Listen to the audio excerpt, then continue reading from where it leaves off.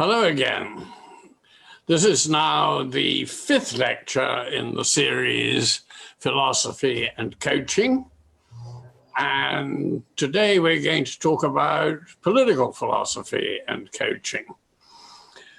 I want to start though by recapping, first of all, about the objectives of the course as a whole, and say something about where I hope we have got so far. The objectives of the lectures are to help coaches and their clients to think more clearly about some of the big philosophical questions which we and our clients all periodically wonder about as we strive to enjoy and endure life as best we can. And especially, I want to help people with questions such as, why are we here? Who are we? How should we live individually and collectively? What should our goals be? How should we relate to various types of things other than ourselves, especially various kinds of other people? Is death the end? How should we prepare for it? How should we respond to the death and dying of others? Those are the big questions. But our fundamental interest, though these questions are, as I say, the big philosophical questions, is practical.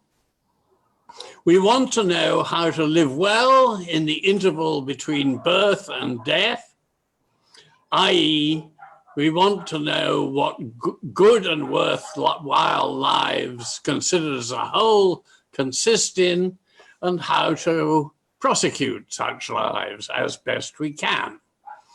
This is moral philosophy, the study of values, and sometimes also known as ethics.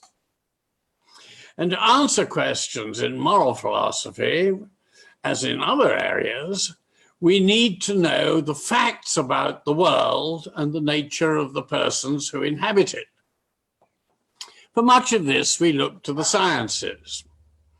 But for some crucial questions, we need to go beyond science or physics into what is appropriately called metaphysics. Especially this is true of questions such as, is this all there is? And one which is especially relevant in the context of addiction, to what extent, if any, do we have free will to choose between alternative possible futures for ourselves and for others? So why do coaches need to attend to these big issues? Well, we and our clients all think about them some of the time, and the answers we accept of them, usually unreflectingly, affect everything else we do. So we will be more effective in our lives and our work if we have thought about why we are doing what we are doing, and don't just accept unquestioningly the received conventional wisdom, even that of alleged experts. It's also worthwhile studying philosophy, the philosophical side of things, because it's always good to be clear and honest about what we are talking about and how much we do and don't know, so that we are not cowed by currently orthodox dogma or seduced into dangerous muddles by plausible rhetoric. But this lecture is about politics, which is not, for most of us and most of our clients, a big issue, at least as usually understood. However, I'm understanding here the study of politics in a broad sense as being about everything which groups of people do together to formulate and try to achieve collective goals. And this does concern us all, especially coaches. The groups may be as small as a family or as large as the whole of humanity, with in between groups such as nations and neighborhoods, companies and teams of various sorts, as well as mutual support groups. These groups may come together for diverse purposes, notably the pursuit of safety, prosperity, health, and happiness. Coaches and their clients are parts of such groups and so need to understand how they can, should, or must relate to them in the pursuit of living well and doing good. Now, politics, in the broad sense, is simply about power. It only occurs in relation to questions. It not only occurs in relations to questions about the making and enforcing of laws, it occurs whenever relationships involve one or more people exercising power to try to get one or more other people to behave in ways other than they would choose to behave, but for the successful exercise of power. But there are many ways of getting others to do what they would otherwise not choose to do. And so there are many overlapping ways of exercising power. Coaches need to think carefully about what kind of power it is appropriate for them to employ with their clients under what circumstances.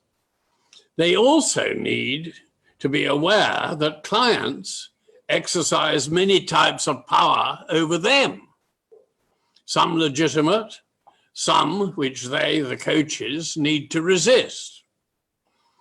Coaches also need to be aware of the great danger of exchanging addiction to, say, drugs for addiction to power, i.e., control freakery. Now, as I say, there are many forms of power. The exercise of power to get people to do what they would not spontaneously choose to do is various. Amongst the most important forms of power that coaches need to understand, exercise, or respond to are, first, forcing. That's using physical violence or the threat of it to make people do what we want them to do. And that is indeed how laws are enacted and imposed in order to cause obedience to them. It's not usually very appropriate in relations such as the coaching one, or indeed a marital relationship. Then there is incentivizing people. That is, offering them rewards or sanctions if they do what we want them to do and not what they would otherwise spontaneously do.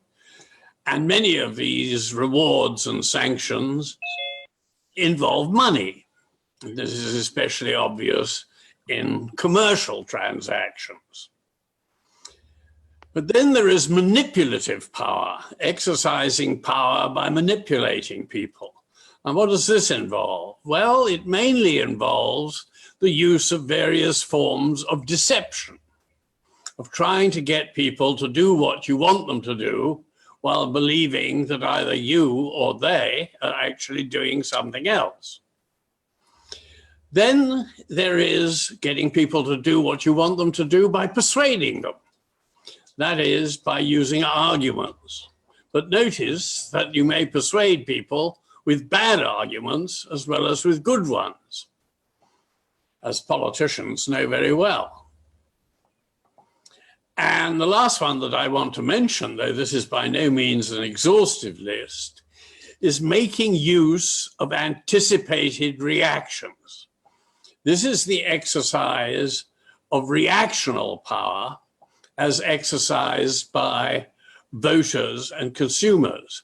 And it's very important because it's not very well understood. What it means, reactional power, is that I do something which I otherwise wouldn't do because of what I think, perhaps wrongly, you will do unless I do this. In other words, to take an example, a teacher walks into a classroom and all the children stand up. Why do they stand up? Because they think they will get into trouble if they don't, or possibly that they will be praised if they do. Now, it may be that the teacher is not one of those teachers who particularly likes formal environments, would prefer the children just to be getting on with whatever they're doing, either concentrating on their own activities or chatting to each other or whatever. But in fact, the structure of the particular school is such that there's a convention that students stand up when teachers come into the room. Well, similarly in politics, politicians, if they are democratically elected to their offices, are constantly compelled to conform their behavior to what they think their electorates want them to do, or at least will tolerate them doing, because otherwise, in the next election, they'll be voted out of office. And politicians may get it quite wrong.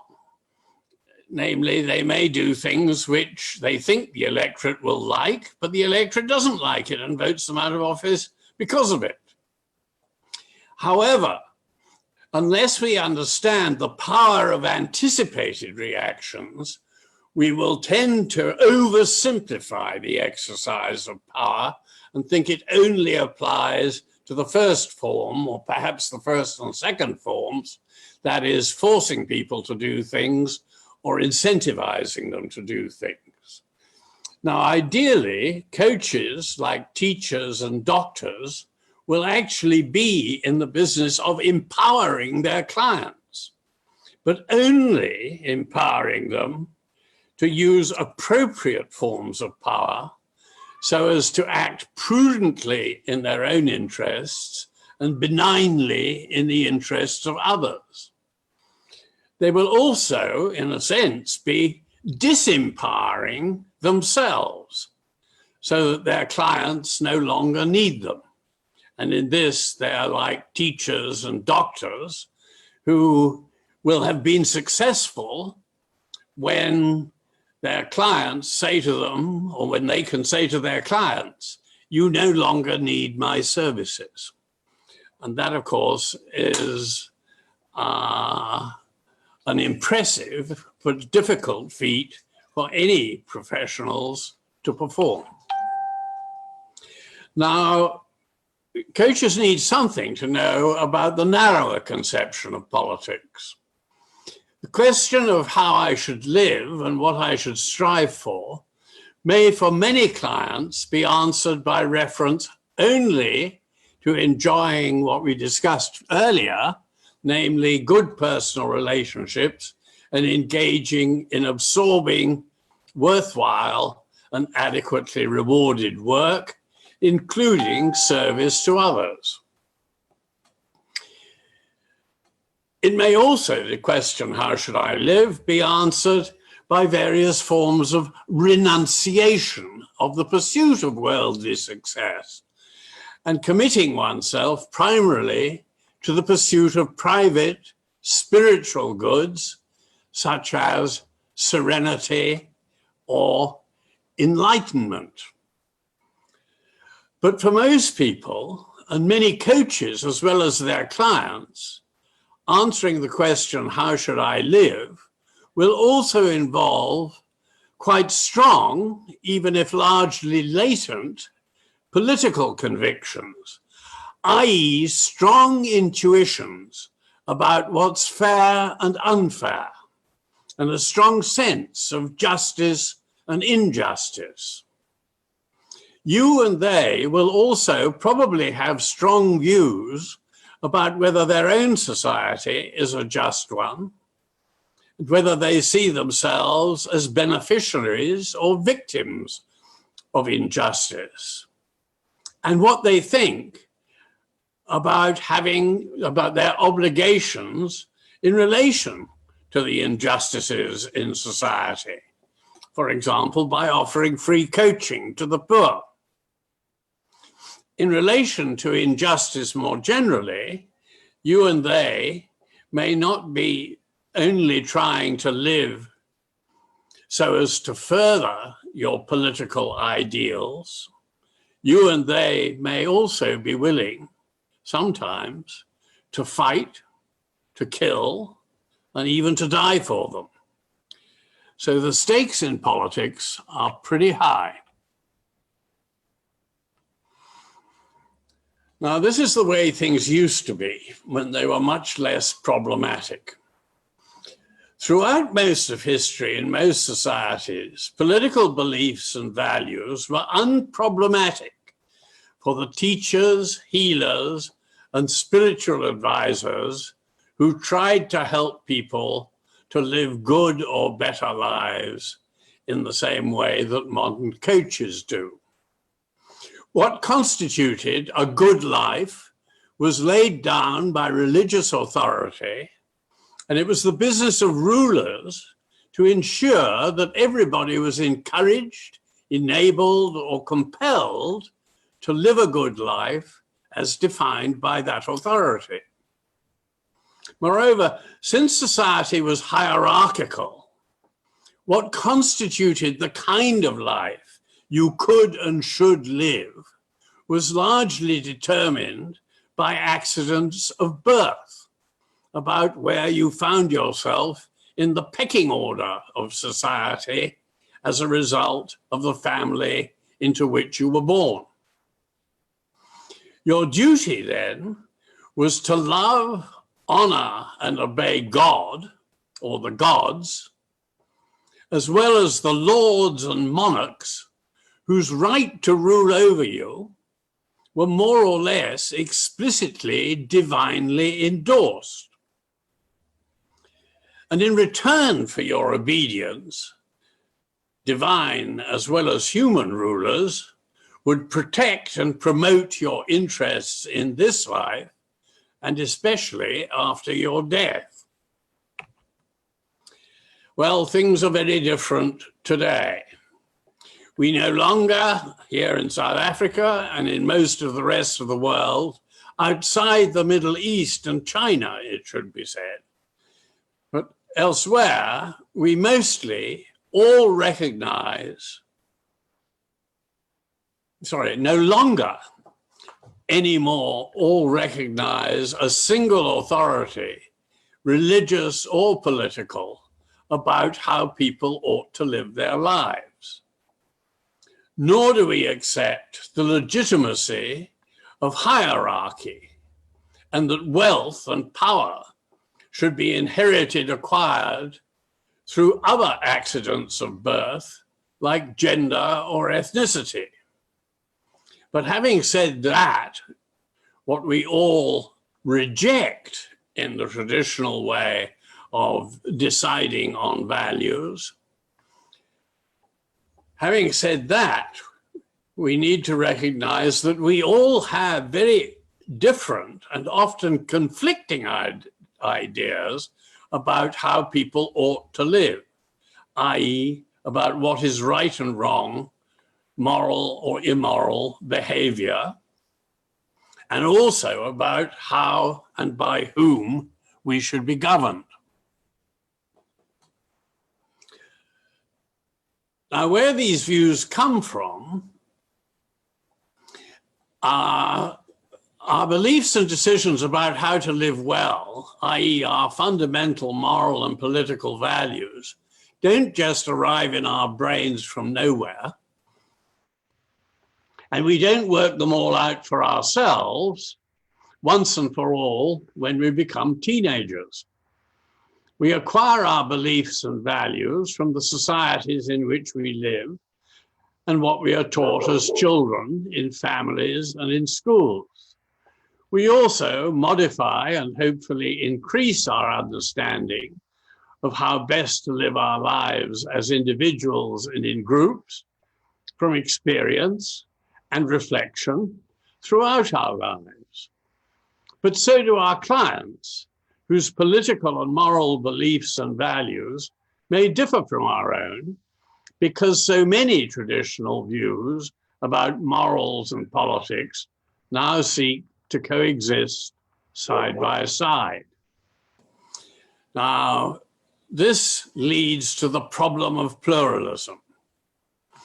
We are all, as professionals, as clients, as individuals and citizens, confronted with the problem of pluralism.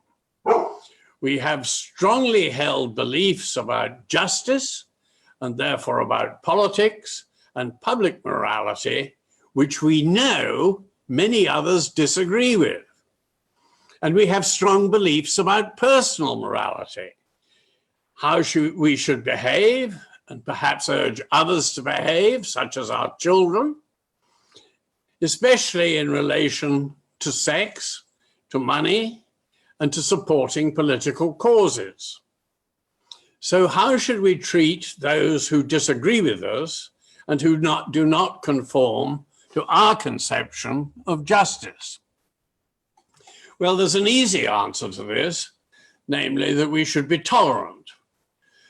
Most political disagreements nowadays are couched in terms of whether the values of the so-called permissive, capitalist West, all of those words in inverted commas, are to be applauded or deplored. Some coaches and some clients will find themselves on opposite sides in such debates between so-called Western and champions of Western values, so-called, and their critics. Typically, though, this won't matter in helping people to recover from addiction or escape depression and anxiety. As with differences about religious belief, the coach will be concerned only to understand and assist, not to convert. Coaches, at least, if not their clients, will, however, need to endorse the principle of tolerance of, respect for, and even enthusiasm about different understandings of the truth about the world and how best to live in it. Such tolerance of diverse views is, in fact, what has underpinned all progress in politics and morals, as well as in science.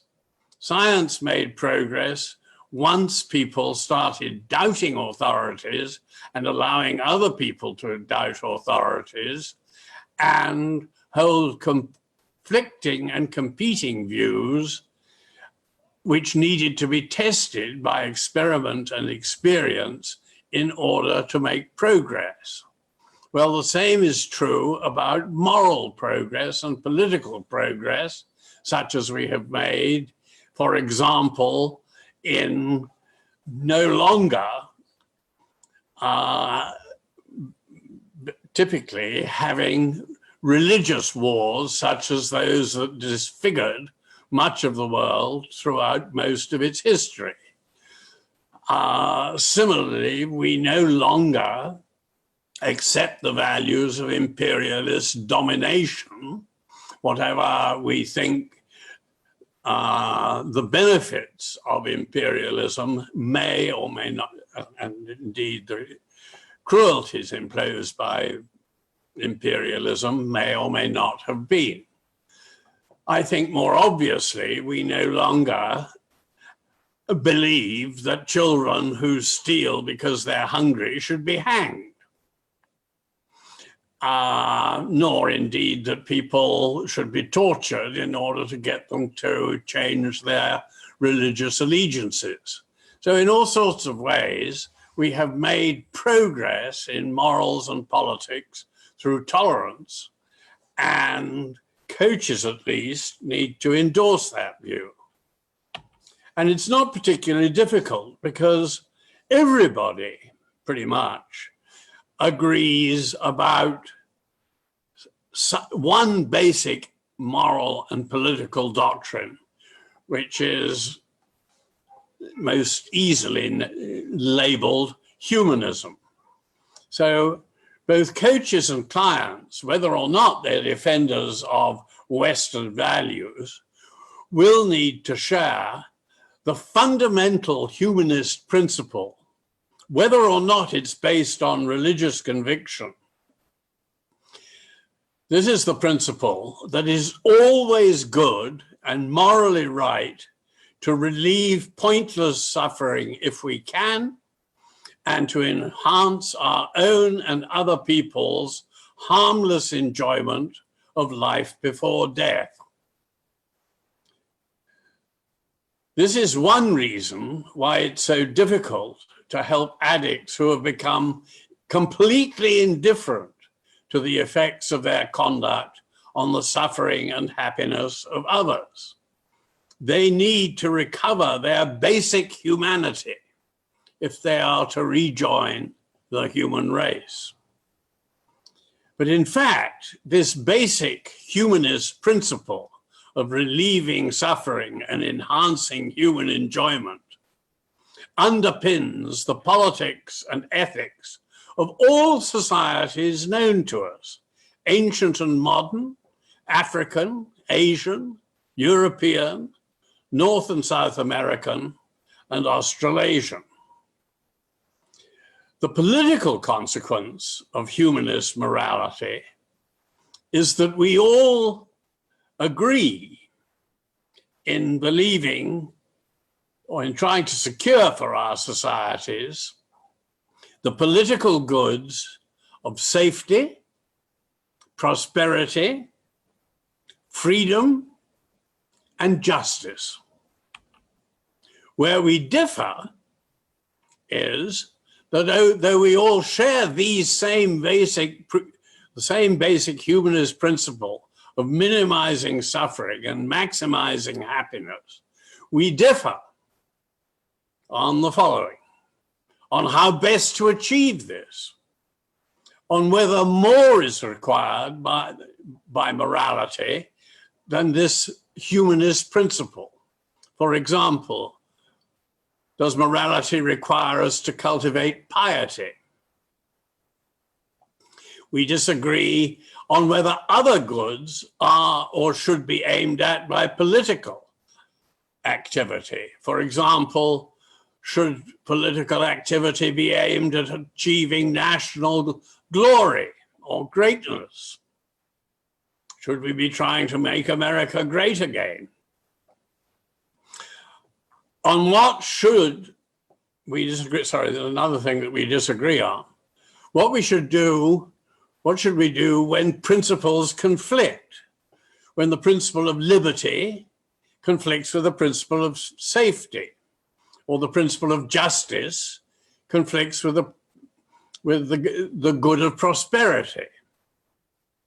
And finally, we disagree on whose well-being we should care most about. Should we care about everybody's well-being equally? Or should we put our families and loved ones first? But in the coaching relationship, as in the marital relationship, differences on these issues don't prevent the relationship from flourishing. We can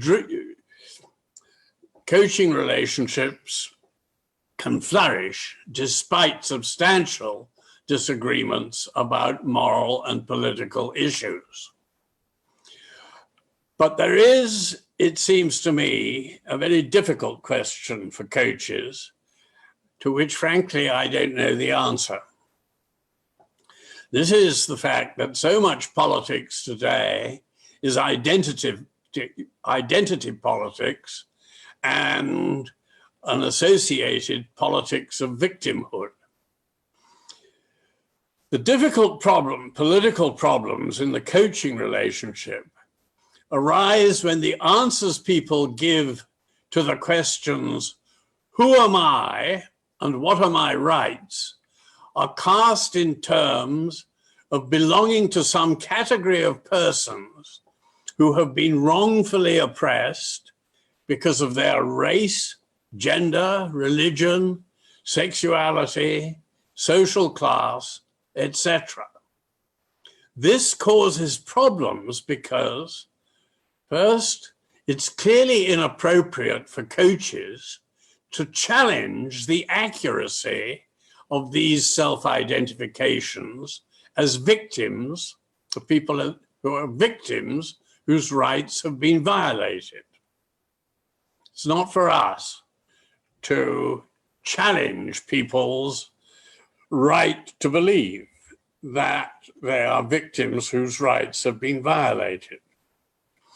But this sense that our clients have, that they are victims whose rights have been violated, may lead to a foundering of the whole coaching process itself, or the whole treatment process, because the client will claim, you can't understand me because you're not a man or woman, you're not black or white or gay or straight or poor or rich.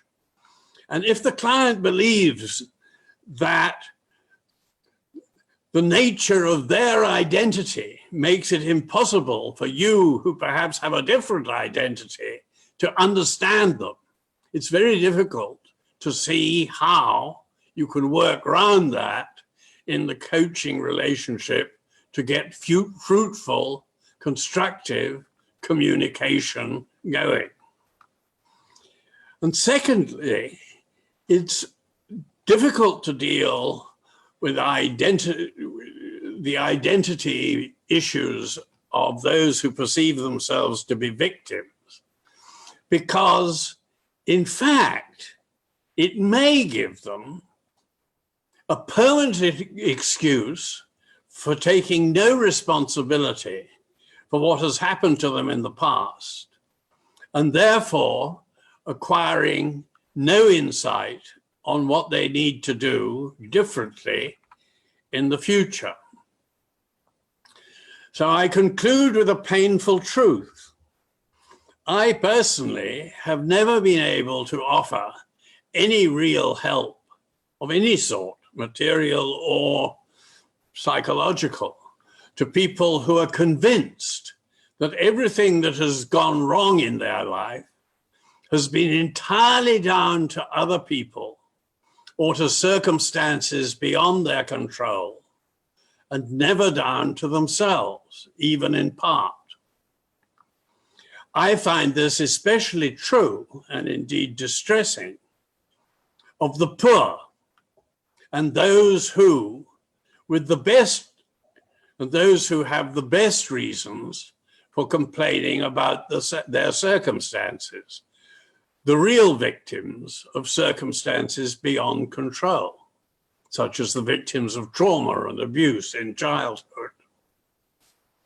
It deeply saddens me and makes me feel helpless myself that I know of no way of getting through to these people the notion that they can still help themselves. They have not been rendered helpless. So if you know of any way of dealing with this issue, I'd be glad to hear from you. Thank you very much. That is the end of lecture 5. Thank you. Okay. So I've just unmuted Keith, who's joined us from New York. And welcome, Keith. Thank you very much. Right. Let me see if I can get back into so you can see me. I can see No. What do I need to do? I can see you very clearly, Peter. Oh, you can see me. Oh, yes, yes, I can yeah. see you. I see you quite debonair sitting there, and thank you very much for your chat and your talk. It was very broad, but yet very deep. So Oh, I thank you for appreciate that. Yeah, appreciate that. So I guess you know, the existential questions, you know, who am I? Why am I here? Where am I going? Are really very much at the heart of this philosophical inquiry. And you know, I don't think I think we spend our whole lives asking those questions, and yet never finding the answers. You know, and certainly your lecture providing the juxtaposition of understanding all of those particular questions as they relate to group formation and socialization and sociological concerns or political concerns or, you know, cultural concerns is very clear and well put. So I appreciate that as well. I think the more demanding questions are, and this is perhaps a question for you, in light of, you know, the discussion around coaching. Do you believe then that perhaps the existential crisis that might evolve out of addiction, out of poverty, out of you know, loss, such as the loss of a family member or you know, a spouse, something along that line, that those might be the pivotal breaking points, you know, the gaps, the holes in the soul, if you will, Yeah. that then propel someone, move someone to make a change. Well, I like that expression, holes in the soul. I mean, I certainly think that people become addicts because they wish to escape from some form of painful reality. And one of the reasons that they relapse is because having for a time got out of painful reality, especially into such a safe place as a rehab or whatever, they then return to a reality which is indeed still very painful. And moreover, my view is that actually the human situation is a pretty painful one. It's not only painful, but it is painful. If you look realistically at what it's like to be a human being, there is much suffering to be observed. And so it's not surprising that people want to, at best, avert their gaze from these realities, but also to find ways of escape from the painfulness of it. However, I do think that part of the healing process, which coaches and others are involved in, involves encouraging people to consider whether this bleak but realistic view of the human condition is only one side of the story. That there is, in fact, much that they can still find, which will give them a strong sense of who they are, and particularly not just who they are, but why they matter in the world. One of the things I think that depresses us about the human condition is we think there's so the difference we can make to the world is so vanishingly small and transitory that there's virtually no point in trying. And I think one can actually reverse that depressing view of the world, and seeing that however small it is, however small the way in which we can make the world a slightly better place, can be a source of immense fulfillment and satisfaction and indeed revelation, such that we no longer need the ways of escape on which we have hitherto been relying, including our various addictions. Not sure whether that exactly answers your question. Well, but I it think certainly, it does. the thoughts that your question provoked me. Yeah, I think it does to a certain extent. And I've talked to David about this before, and the whole idea of trauma. And we're in a trauma-based society, and certainly the world is, whether or not it's implicit or explicit, whether or not it's vicarious or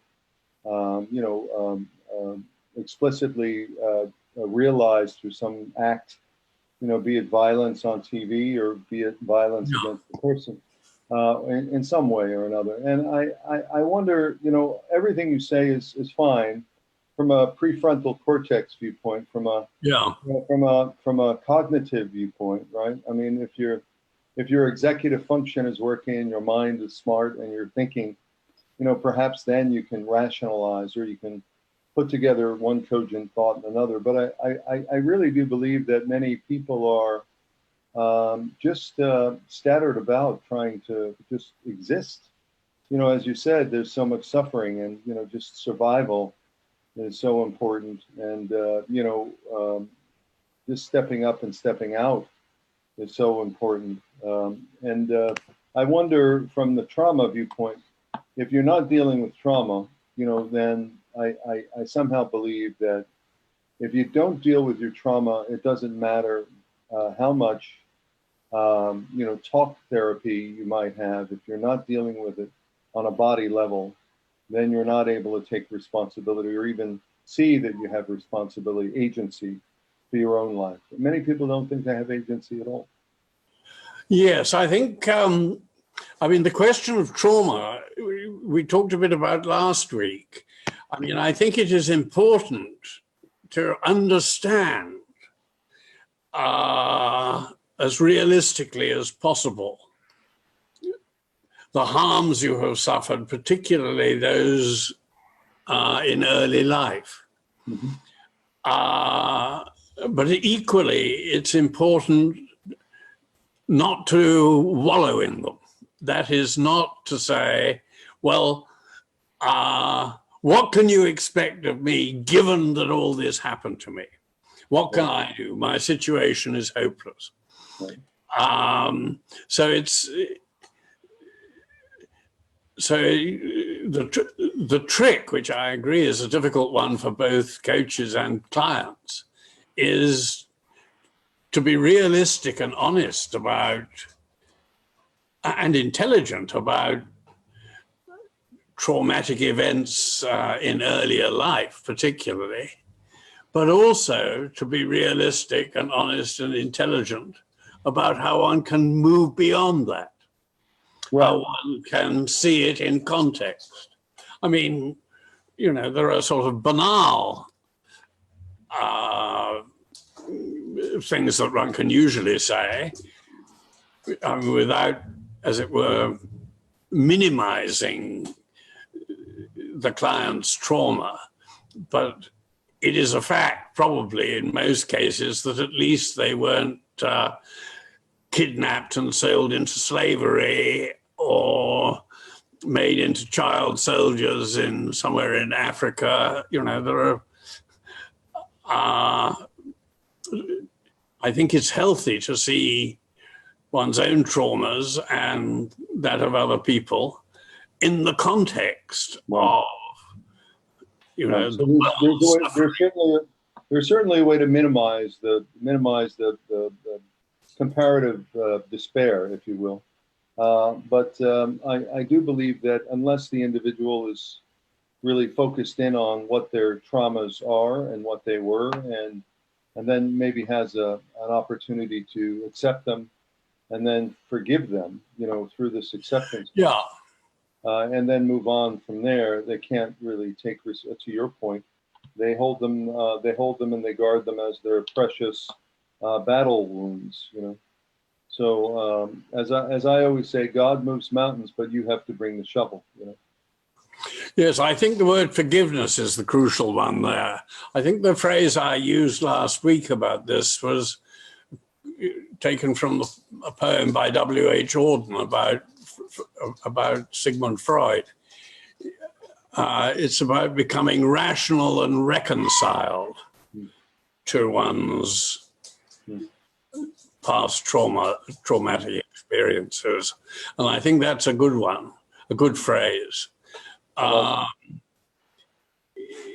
You know, the dangers, particularly for addicts, I think, as is fairly well known, is that it's very easy to fall into the trap of excessive self-pity and a tendency to blame other people for everything that may have gone wrong.